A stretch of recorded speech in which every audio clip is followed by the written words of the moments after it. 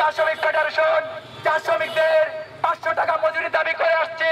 এবং চা শ্রমিকদেরকে 200 বছর ধরে মজুরি দাস করে রাখার যে সমাজ ব্যবস্থা, এই ব্যবস্থা ভাঙার জন্য চা শ্রমিকদের গভীর অধিকার নিশ্চিত করার জন্য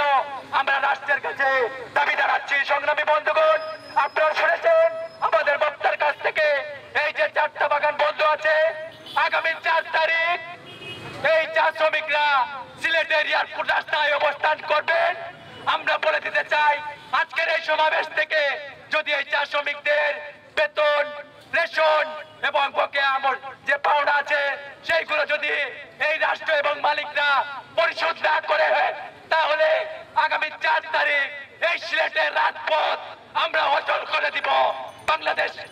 শ্রমিক কর্মচারী ফেডারেশন সেই আন্দোলনে একাত্মতা পোষণ করবে এবং সেই আন্দোলনের পাশে থাকবে, সেই আশা ব্যক্ত করে আমরা আজকের সমাবেশের সংক্ষিপ্ত বক্তব্য দেওয়ার জন্য